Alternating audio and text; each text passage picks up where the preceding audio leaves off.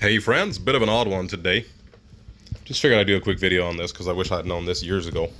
Anyway, we like to play rock band sometimes, and I presume all of these rock band guitars are pretty much the same. So the problem we were having is the strumming up would work, but not down. So if you're holding it, you could strum up but not down. I think it was actually like that and that. Anyway, disassembly is pretty dang easy. Leave it alone, kids. Come on now. Zeno's over here messing with my stuff. So disassembly is pretty straightforward. I think if you can't manage to disassemble this without help, you probably shouldn't be working on this anyway. But anyhow, pull all the screws out. Pretty self-explanatory. These are the only two that are shorter. All these.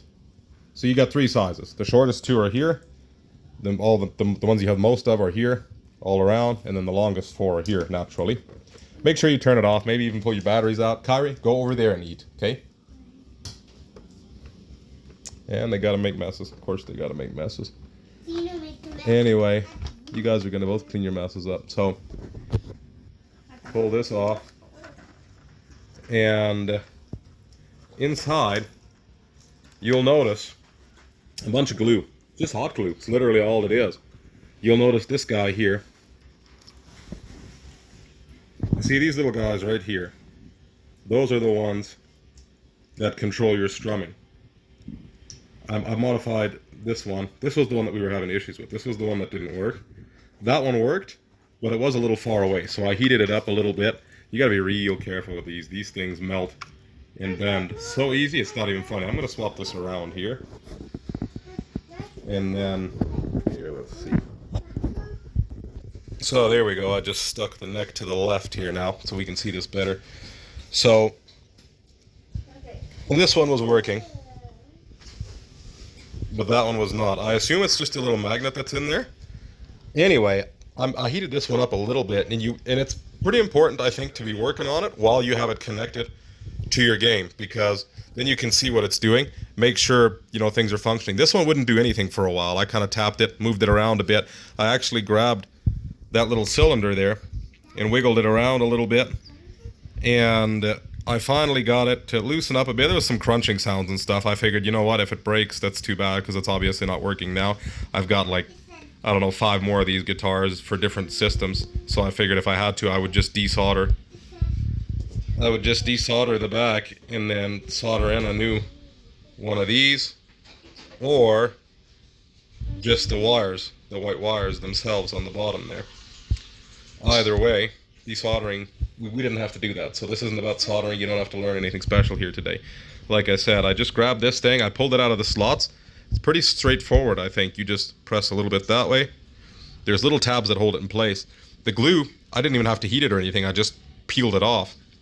Kind of wiggle it, pull it pretty hard or whatever, and the glue will probably just pop off. Like, I don't really want to do it anywhere else just in case, because I don't really want the glue to come off everywhere else. But anyway, pretty straightforward. You can see pieces of glue kicking around. And anyhow, again, I wiggled this one around for a bit, managed to get it to start working again. And then what I did is, while I had it hooked up, I started checking these.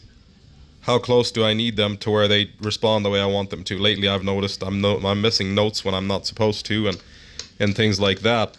So you want to make sure you're not too close, because then it'll just activate all the time. And you want to make sure it's not instantly doing like 2 hits for one. Because with this one, it was actually getting stuck in the down position if I held it in the wrong place. I have no idea how they work, but what I do know is experiment with it a bit. See if you can't get it to work normally again and respond to that. It seemed like I had to almost make contact for it to work, but now it was working like this already. That far was enough for it to activate already, so I didn't even have to make physical contact. Basically got it to where it was, where it made contact, where it worked properly, made sure it worked properly. Then I held it full lock, and then I put a little dab of hot glue right there, as you can see. And then I let it cool, blow on it or whatever. Made sure it was hot glued a little bit there too, just enough to, hold it in place. And then this side, like I said, I heated up a little bit with a heat gun, ideally. And then I bent it a little bit closer, and the same thing. I made it to where it wouldn't, break on it with full lock, just barely making contact. I did that on both sides. And then made sure, a little bit of hot glue is necessary. I made sure they were both in place. They weren't just going to pop off. And yeah, we're good to go. Now it works perfectly again, as far as I can tell. So, hey, hopefully this video helps somebody. Like I said, glue gun, heat gun's what I use. Be very careful with a heat gun, because this melts like butter. All of this plastic, it's like freaking butter. You hold a heat gun on there for 5 seconds, and it'll probably have melted through everything, crazy as that is. I use a heat gun quite a bit, and I've never seen anything melt quite so quick and easy as all this did. But it's like it turns it to liquid instantly if you've got a pretty hot heat gun, so be careful with that. But anyway, now I've got a guitar that functions well again. Hopefully it stays that way. Hopefully this video helps somebody. Now we can all play, even if you want to play on expert and hard, you don't have to just strum up. But if you have any comments or questions, leave them in the, well, comments, I guess. Rants or complaints. And as always, like I said, I hope this video helps somebody, and may God bless you.